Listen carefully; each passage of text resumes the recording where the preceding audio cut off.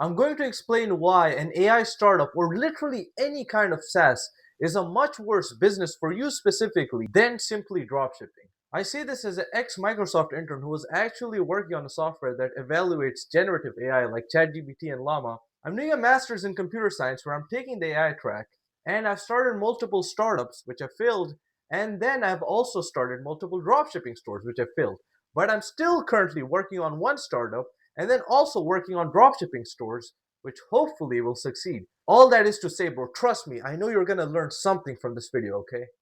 Alright, so who is this video for, and why am I saying, as a person who actually is working on an AI startup, why am I saying you shouldn't make an AI startup, the person watching, if this is you, okay? So two main things should be considered. One is if you don't know how to code, you literally have no idea who to hire, what the engineers are doing, or what the time frames of anything is. The second type of person who should not start a startup is if you're not rich. If you don't have tens of thousands of dollars to lose, bro, please don't start a startup. And in this video, I'm going to explain why this is the case.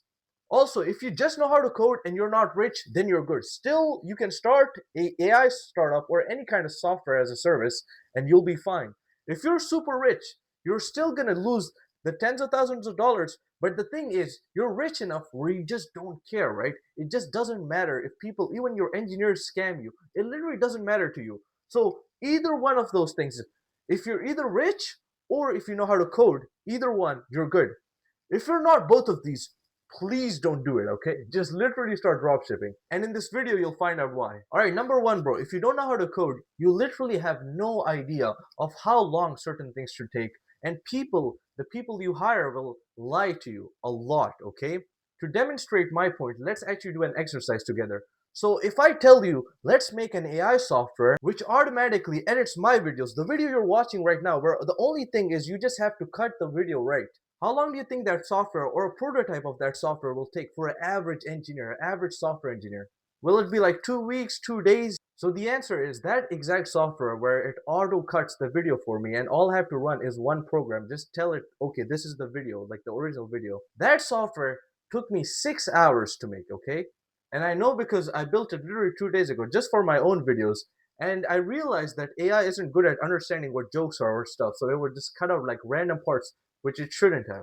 And now I have an editor for these videos because I literally just don't have time to edit. Alright, the next thing you probably don't understand about AI startups specifically, especially if they're using generative AI where you have to literally call on an API somewhere, is the profit margins. Bro, literally from startup to startup, they can vary a lot. And even myself a year ago underestimated this quite dramatically. And the type of users that startup was for meant that they would have to talk to the AI for around an hour or so, like each day, and sometimes even more, right? So the problem I quickly ran into was the API costs were simply too much to use a complex enough model to do what I wanted to, and the huge amounts of data I would have to give to that API, meaning that even if I had a lot of users, I would still not be profitable. And my dumbass only figured that out after I made the prototype, because at first I was like, oh yeah, whatever, I'll figure out the profitability later. It's all fun and games until you've literally spent 2 months on a project and you realize, what the hell am I doing all this for? If there's literally no money in the end. Now that being said, I told you, it's not like dropshipping where a lot of people are getting like, let's say 15, 20%,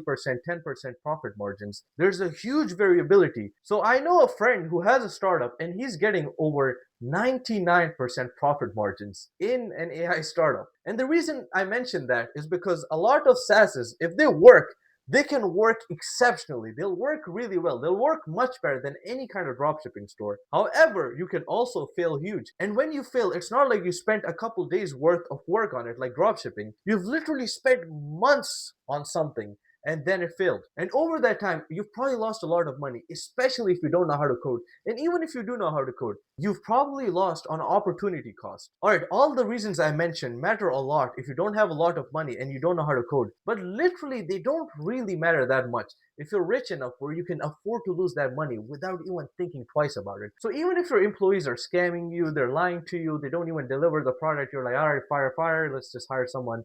Or maybe you hire someone more qualified just because you have money. Or maybe even after you've made the prototype, you realize, oh, this is not profitable. So even if you lose money in the end, the risk is still worth it for you if you're rich enough because the profit margins could be insane on any kind of SaaS or even sometimes AI software like my friend is getting, where he's getting over 99% margins. So why am I recommending dropshipping to people who either don't know how to code or don't have a bunch of money laying around where they literally don't care if they lose it or not? Is one, you don't need an insane amount of money to start seeing progress. And two, literally you can do everything in dropshipping yourself. So you don't need to hire someone unless you're scaling like crazy. And even then you might get away with not hiring anyone. All right, hopefully you learned something and you didn't think I was literally just yapping the whole time.